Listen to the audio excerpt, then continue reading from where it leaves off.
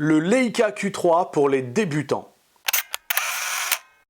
Le Leica Q3 est un appareil atypique, très proche d'un Leica M, je ne parle pas de la visée télémétrique, dans son ergonomie et sa possibilité d'être débrayé entièrement en manuel.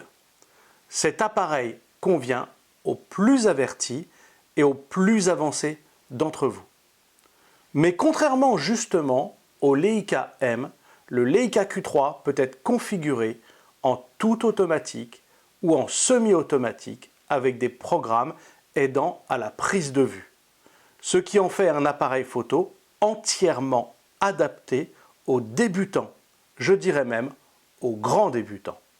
Si vous êtes donc débutant, que vous n'avez pas envie de progresser en photographie, on va dire technique, manuelle, mais que vous voulez de très belles photos, le Leica Q3 s'adaptera à vos besoins. En effet, on peut vouloir de la très belle photo, de la qualité Leica, sans vouloir s'embêter de techniques photographiques. Cela peut paraître paradoxal pour certains, mais c'est le cas de beaucoup de personnes, et je les comprends. Donc, si vous ne désirez pas vous intéresser à la technique photo, vous pourrez réaliser tout de même, grâce à ce Leica Q3, de magnifiques photos sans compromis de qualité. Et si vous désirez par la suite progresser, cet appareil pourra vous accompagner tout le long de votre apprentissage, même jusqu'au niveau amateur averti et professionnel. Pour les débutants qui ne connaissent pas cet appareil photo ou qui hésitent avec un Leica Deluxe 8, je vous conseille mes précédentes vidéos où je compare les deux appareils photo. Donc en effet, vous avez accès avec cet appareil photo à de multiples réglages complètement automatiques que nous allons voir à présent. La façon la plus simple de mettre l'appareil photo en tout automatique est de se rendre dans l'onglet 2 du menu. Choisir Mode scène et une fois dans ce nouveau menu, choisir Auto. Quel que soit le réglage affiché sur la bague de diaphragme ou sur la molette des vitesses, quels que soient vos réglages autofocus ou ISO, l'appareil photo ne tiendra pas compte de tout cela. Il se réglera de lui-même en fonction de la luminosité et de la scène que vous photographiez. Il choisira également de même sa balance des blancs. Les seules choses que vous pourrez modifier seront, si vous le souhaitez, un autofocus AFS ou autofocus continu, AFC, c'est-à-dire qu'il continuera à faire la mise au point sur le sujet tant que vous ne relâcherez pas le bouton de déclenchement. Pour les très grands débutants, même si j'ai l'habitude de ne pas conseiller cela, je vous conseille de mettre l'autofocus en IAF, Intelligent Autofocus. Autofocus intelligent. Il choisira en fonction du sujet et de la scène photographiée quel type d'autofocus il est préférable d'utiliser. Vous pourrez également choisir si vous voulez être en fichier RAW ou JPEG ou RAW plus JPEG.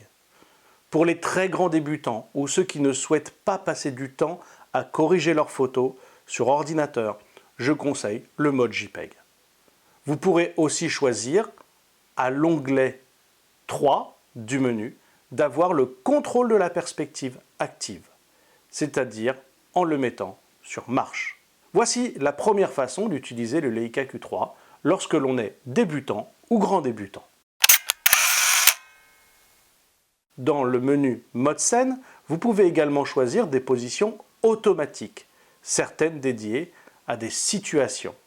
Le mode sport, portrait, paysage, portrait nocturne, neige et plage, feu d'artifice, éclairage à la bougie, coucher de soleil et digiscopie. Alors, toutes les informations que je vais vous donner ici ne sont pas le résultat de lecture, mais d'observation, de tests et d'interprétation personnelle des fichiers EXIF. En effet, la seule explication que le mode d'emploi donne est 9 programmes de motifs adaptés aux exigences spécifiques de type de motifs fréquents en citant ces programmes. Et c'est tout ce qui se dit sur le mode d'emploi.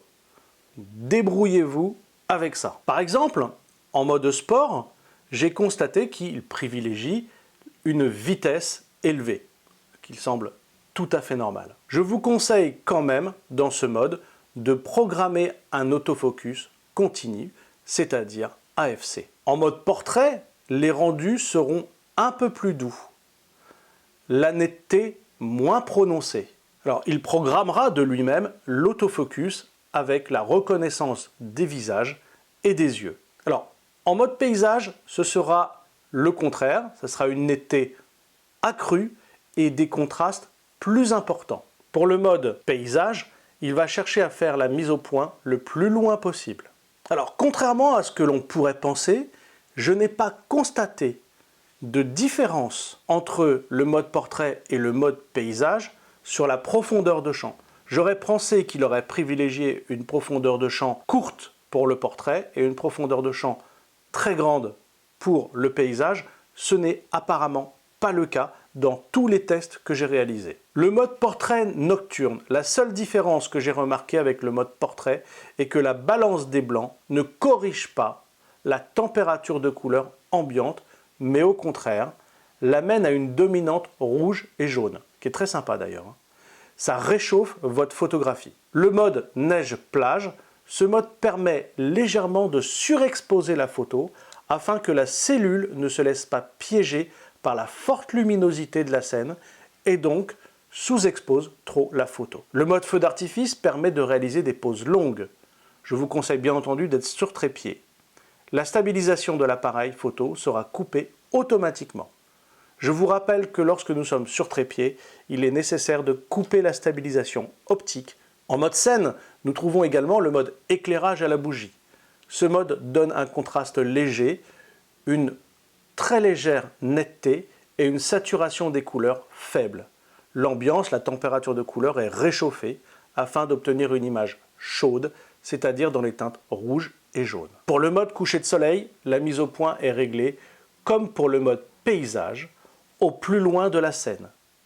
Le contraste sera normal, la netteté normale, la saturation des couleurs sera élevée et la balance des blancs sera chaude, donnant ainsi des couleurs jaunes et rouges. Le mode digiscopie sera utilisé avec des lunettes d'observation d'oiseaux par exemple. Cela permettra une mise au point très proche et adaptée au système de la visée de la lunette.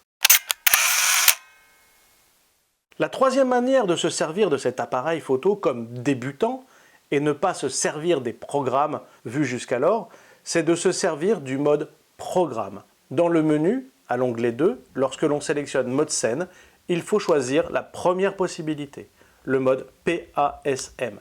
P veut dire programme, A veut dire aperture, l'ouverture, S veut dire speed, c'est la vitesse, le mode priorité à la vitesse, et enfin M, c'est le mode manuel de l'exposition et non pas le mode manuel focus de mise au point. Il ne faut pas confondre les deux.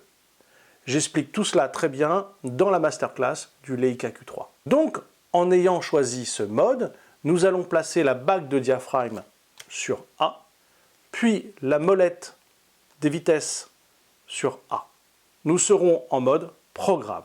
Vous trouverez en lien à cette vidéo une vidéo que j'ai consacrée à ce mode. Globalement, le mode programme permet une plus grande souplesse d'intervention que les modes tout automatiques que nous avons vus jusqu'à présent. Vous aurez le choix de décaler les valeurs choisies par l'appareil photo. Vous pourrez choisir votre mode d'autofocus. Vous pourrez également choisir votre sensibilité ISO ainsi que votre balance des blancs. Voilà, j'espère que cette vidéo vous permettra de vous faire une idée, si vous êtes débutant ou grand débutant, de ce que peut vous apporter cet appareil photo dans vos premiers pas en photographie. Comme je le disais en introduction, cet appareil vous accompagnera jusqu'à une maîtrise totale de l'acte photographique. Ce qui peut être déroutant avec cet appareil photo, je le reconnais, c'est le fait d'avoir une optique fixe et non un zoom. Mais à titre personnel, je trouve qu'il est toujours plus formateur de commencer avec une optique fixe. Cela nous apprend à bouger, nous placer et cadrer. Vous pourrez également vous servir du zoom numérique, puisque vous avez un capteur de 60 millions de pixels. Je vous laisse aller voir ma vidéo sur zoom optique, zoom numérique, ainsi que toutes les vidéos que j'ai pu faire sur le Leica Q3. A très vite, prenez soin de vous et surtout, faites des photos, faites des photos, faites des photos, car il n'y a que comme cela que l'on apprend. À la semaine prochaine.